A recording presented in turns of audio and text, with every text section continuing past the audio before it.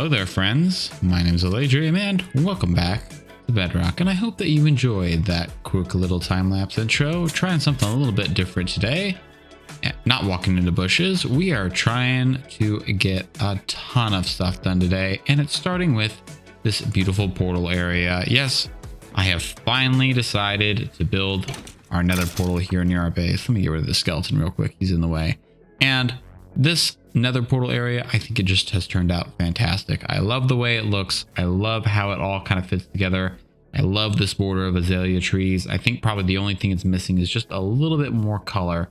And just looking at these blue flowers around here, I think if we added a waterfall or anything else, that would really bring out some more color for us to play with. But overall, I am super excited to finally have another portal near our base. No more going to the stronghold for us. Ain't that for sure. But let's take a look on the other side over here just so you can orient yourself. Hello there, zombie piglin. Yeah, so here we are. This is just where I set up this temporary. I imagine that I'm going to run into some issues since these portals are so close together. I've noticed that even if the XZ coordinates are perfectly aligned, that sometimes close portals like this will default to whichever one has the highest Y coordinate. So I'll probably lower this down just a little bit later. But for now, I'm just happy that we have a portal here. And I'm sure you are all wondering, what is our build for today? What are we going to get ourselves into? Well, the answer to that is right here. You see those? I am missing pants again. My trousers have broken and I've reached the point where I can't stand it anymore. We are going to build a base for us to store all of our trades, a trading hall for our village librarians to work in so that we can get all the types of books that we need. Mending, protection 4, unbreaking, efficiency 5, sharpness, the works. That's what I want to do today. I want to build a awesome mansion that we can store all of our villagers in and hopefully start to get some villagers piled into it with some good trades. That part is probably going to take a little bit longer. But before we get into that, there are a couple things that I do want to cross off my list first. And the first thing that I want to take care of is refixing our bee farm. If you recall from a previous episode, we had our bee farm up and running and we actually ran out of clear glass bottles for us to fill stuff in, which is going to cause a major problem for our honey production. So let's zip on over to our beach halfway across the world, pick up some sand and get that started. But while I was picking up some sand to refill our beehives, I noticed this absolutely ridiculous piece of broken world generation. A not so sunken ship flying one block? I think it's about one block above the entire ocean here. This is just so silly. Though I don't really mind because I think I ended up getting a knowledge shell out of this. But this is definitely something that I might want to come back to later. Definitely might want to make this an actual flying ship since we're already halfway there. But just want to showcase this off because it is just ridiculous. And just so you know, I got absolutely destroyed by a sniper of a drowned with a trident. He broke, I think, 2 pieces of armor on me and all my stuff is scattered around here. There was no escape. There's absolutely no escape. So I hope you appreciate seeing broken world generation because that was a lot of levels for me. And having now super smelted up all of that glass we acquired, we now have plenty of bottles ready to go and we can now reconnect this redstone line. And you hear that sound? That clicking? That's the sound of production. Production that has not been going on for several weeks now. So I'm super happy that this farm is up and running again because there are things I want to do with honey blocks that I have not been able to do. And hopefully now we're going to start getting enough honey that we can make stuff work. So go ahead and zip upstairs, see if we can catch those bottles coming up. They might have beaten us up here, but that's okay. We can check on our stock because it's been a while since I've checked on things. So first and foremost, we have, looks like about a full chest of honey bottles there and nothing in that hopper, no surprise. And over here, where do we stand on this? Yep, we started our 3rd chest. We're going to have so much wax to work with copper and just about anything else. I'm super excited about this. But before we get started on our main build, there's a couple things that I need to get, mainly these hanging spore blossom trees. We need to get a couple of those and avoid being attacked by zombies here in the dark. I didn't bring any torches with me, not a mistake, but just look how gorgeous this place is. I absolutely love these caves, and I think I see another, let's take care of the skeleton real quick. I think I see another mine shaft over there, so we're definitely going to need to come and check this place out in more detail a little bit later. But harvesting up spore blossoms and moss and a couple other things that I'm going to need to finish up our build and get it decorated. But just wanted to show off this absolutely gorgeous cave. This is definitely an option for us to build in later, or at least explore. So I'm super excited to come back here. And I think with all of those supplies now in hand, we are ready to get started with our build today. So why don't you sit back, relax, enjoy the music, and let's roll the time lapse.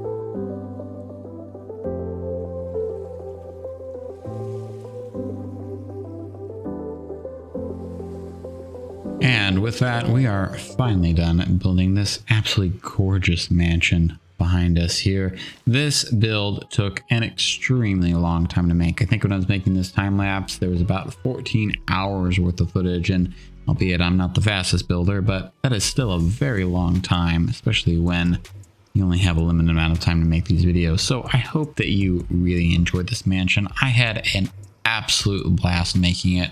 It was a ton of work, but I am absolutely thrilled with how it came out. I love the tower. I love the height to it. And I really just love everything about it. And I hope you do too. So before we go in with our villager trading and get started with that, why don't I give you the tour of the inside of this base so that we can take a little bit of a look together. Now, first and foremost, on the outside, I really did try to expand my palette beyond just the normal type of builds that we were doing. Tried to make something that, again, was keeping in line with what we had before, but also was a little bit different. And with this build, I'm not sure if you can see it up here, but I tried mixing in a new block, this terracotta that we got just by throwing things in, and also throwing in this tough block here in the center, just to give this a little bit more color. And I really think that these two blocks with this general palette that we're working with really does go well together. Taking a look on the back side of the base here though, we have lots of room, and what I really wanted to showcase with this build was we finally have a building that has access and a view to this lake area. This is a lake that has been sitting in our area for quite some time. I love passing by it every time, but haven't really had the chance to look at it and really explore it because we don't have a building close by. But now we finally do. We have a beautiful mansion, you're gonna let me call that, that is looking right over this lake. And I think on the inside, we're gonna be able to create some fantastic views and make this a fantastic piece of beachside property. But the differences don't start there as well. I tried to do something a little bit different, mixing in one of my favorite blocks, these sandstone blocks over here. I absolutely love working with sandstone, and I try to just mix it in a little bit to bring out some more color and make this build a little bit lighter. Moving on in to the inside though, I will ask you to reserve your judgment. This was a huge build and I haven't quite decided what I want to do with the inside quite yet. Obviously have this nice beautiful sandstone room here that we can do all sorts of things with, but this building is absolutely gargantuan. I don't know if you can see it from the scale, but there are 2 whole rooms above this where we have plenty of room for activities and other things. And over here we have our main tower. This goes all the way up 3 levels and then also down into a basement down 2 levels where we can store more villagers. And then up here we also have an attic, and I did manage to put a spore blossom there at the very top. I think that gives a lot of room and airiness, and I hope that this view that you have right here just gives you a sense of what the scale looks like. I'm thinking about putting in maybe a grand staircase here in the center where I'm arching here. Maybe fill this out a little bit. We can have a really grand entranceway, but we have plenty of room for farms or really anything else that we'd want to build up here. And of course, the one thing that I really wanted to do, but just haven't quite figured out yet with all the other work that I'm working on, is how to build a staircase in. But starting down here on this basement level, let me walk you through how we're going to get our villagers in. So first and foremost, we have each individual pod here. We have a trap door covered behind them because villagers are just a little bit taller than we are as players, and then a magma cube down here. This basically breaks villager pathfinding. That makes it very easy for us just to throw the villager in there and they won't try to walk forward. Moving here on the back though, what we're going to do is we're going to pop another portal here in the back and then try to get this linked up. Behind here on these carts, we have just a activator rail that when we throw a cart over it that has a villager, because we're so close to the wall, those villagers will just get kicked out of that cart and sent into it. And as you can tell, they're all powered. So right underneath it, there's just a lever that I can flick and then we can really control. So I'm going to start things in a clockwise type pattern where we start filling in things one at a time. And once we have all the villagers filled in for this row, then we will go upstairs and do the same for that row up there. Obviously, we need to lock in their trades and figure out exactly what we want. But let's go ahead and get this portal lit and start transporting our villagers in. All right, so first things first, I had to do some quick off-camera work to get these portals aligned and set up. But here we are, and now you can see here's our portal coming in from our base, and then here is our portal that we set up down in our mansion where we're going to have our villager trading hall. I have redirected these rails all the way over here, and then our villager pod is just here on the right. So let's go ahead and get our first villager in, and let's just see if this system works. It should work, go off without a hitch because activator rails are pretty reliable. But let's go ahead and get him up. Yep, he got in. Where'd that cart go? Okay. well, let's go ahead and take a look here. All that we should need to do now that we're on this side is find out where that villager went. Yep, there he is. Perfect, right there. Let's just give him a little nudge so we can get this cart down. Maybe just a little bit further. A little bit further. A little bit further. I don't want to push him too far. Bam, there we go. Now we just give that a little nudge. Poof. Look at that. Super simple. Now he is locked inside of that villager pod, and I'm confident he won't escape because we have that trapdoor locked behind him. Let's go over here to the other side, retrieve our cart, and take a look at our villager here. Perfect. He's nice and happy. Now we just need to get our lectern and something to trade with. Pop that down in front here and see if he gives us a good trade. And he doesn't want to be a villager today. Why does he not want to be a villager? I'm going to guess that something's wrong. Come on. He doesn't want to trade with us. Why is it? Oh, he doesn't want to trade with us because this bed up here isn't out of reach. Don't worry, this is why I had this. Just forgot that we need to place that down here. So just gonna move this bed over into one of the corners that I have here. Right over here is good. He can't walk to this, but his AI makes him think that he can pathfind to it. So we'll knock that block out. Yep, now he disassociated, linked to the bed, and poof, there we go. Now we are good to go. So let's see if we can get a good trade out of him. I will need bookcases, but right now I really just want this section to be dedicated to villagers that have good trades. So Fortune 3. Second trade, and we already have Fortune 3. This is fantastic. We are already off to a great start. It's a little expensive, but we can always use these rails back here to get zombies, and then we can cure them a little bit later. So need to grab some paper to lock his trade in real quick. And now that we've come back with paper from our sugarcane farm, let's go ahead and lock his trade in so that he doesn't forget anything. Just do a quick paper trade right here. And then what we need to do next to make sure he doesn't despawn is make ourselves an anvil with some name tags. So where's that crafting bench? There it is. Go ahead and make an anvil real quick. Where is that? That looks like it's right here. Grab that, and then we'll just make a couple more of those because I'm gonna make one. Want to make one for each layer that we have here. Imagine that's gonna come in handy. Go ahead and where do I want to put that? Right here looks good. Go ahead and just knock out this top block right here. Place that anvil in. Get out our name tag, and we will name him for his trade. So we'll name him Fortune 3. Nothing wrong with that. That way, if he escapes for any reason, we know where we need to put him back at. So go ahead and grab that.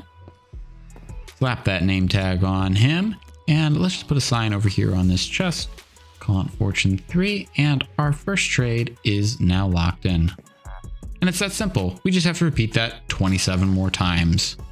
But guys, I think this is going to be the end of this episode today. I have a ton of work to do swapping out lecterns and getting all of these villager trades locked in and set up. So we're going to go ahead and end the episode today. As always, thank you so much for watching, guys. I always appreciate you watching my videos. And if you like the videos and you like the build, please consider subscribing, liking, and sharing this video with others, as it really does help the channel, and I always super duper appreciate it. But that's going to be it for me today. Thank you again so much for watching, and remember, you are always welcome on Bedrock. I'll see you in the next episode.